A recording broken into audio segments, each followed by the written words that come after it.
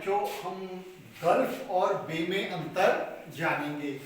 Gulf और बे में क्या अंतर होता है? जब आप पढ़ते होगे तो इस हिस्से को क्या कहते हैं? बे ऑफ बंगाल। हिंदी में क्या कहते हैं? बंगाल की खाड़ी। बंगाल की खाड़ी। और इसको क्या कहते हैं? अरब की अरब की खाड़ी या पर्शियन गल्फ कहते हैं, फारस की खाड़ी। लेकिन जब इंग्लिश में यूज करते हैं तो क्या यूज करते हैं?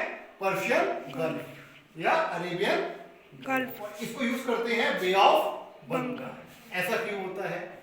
तो इसी का मतलब हमें आपको बताना है कि गल्फ और बे में क्या अंतर होता है। ठीक है, आप देख रहे होंगे कि जो ये हिस्सा है, देखिए ये तीन जगह से लैंड से घिरा हुआ है। यहां भी जमीन है, यहां भी जमीन है और यहां भी जमीन है।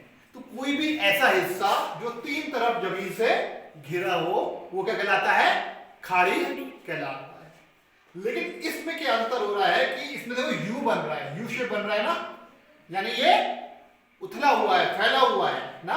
और जो समुद्र है वो ज्यादा अंदर तक नहीं गया है।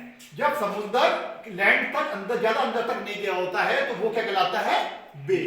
क्या कहलाता है? बे। तो इसलिए हम इसको कहते हैं बे ऑफ बंगाल।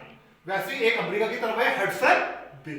ठीक है, तो समझ में आ गया? बे का यूज करेंगे जब समुद्र ज्यादा अंदर तक गहराई तक ना गया हो। जमीन तीन तरफ तो जमीन है लेकिन ये समुद्र ज्यादा अंदर तक नहीं गया हुआ है। ठीक है, लेकिन यहां पर आइए, इधर देखिए, दिखाइए थोड़ा पास आके दिखाइए।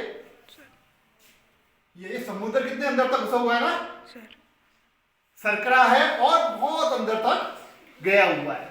तीन तरफ लैंड है, यहां भी लैंड है, यहां भी लैंड है, यहां भी लैंड यानी जमीन है, लेकिन समुद्र बहुत अंदर तक गया हुआ है। इधर भी देखिए, यहां भी समुद्र कितने अंदर तक क्या हुआ है? गया हुआ है। ये अदन की खाड़ी है। ठीक है, इसे कहेंगे गल्फ ऑफ एडेन और ये क्या होगा? Persian gulf. तो गल्फ इसलिए कहा क्योंकि ये बहुत सरकरा है और बहुत समुद्र अंदर तक गया हुआ है। और ऐसा ही आकृति जो तीन तरफ किससे गिरी हो? स्थल से गिरी हो और समुद्र बहुत अंदर तक गया हो, सरकरा हो गए, वहां पर क्या टर्म यूज करते हैं? गल्फ। तो समझ में आ गया होगा कि गल्फ और बे में अंतर क्या है? गल्फ में जो समुद्र है बहुत अंदर तक गया होता है, जमीन तीनों तरफ है, वहां भी जमीन तीनों तरफ है, यहां भी है, लेकिन यहां समुद्र बहुत अंदर तक गया हुआ है। ये थोड़ा गहरा ज्यादा होता है, ये थोड़ा उथला होता है। ठीक है, तो आपको समझ में आ गया होगा कि गल्फ और बे में क्या अंतर है। ठीक है।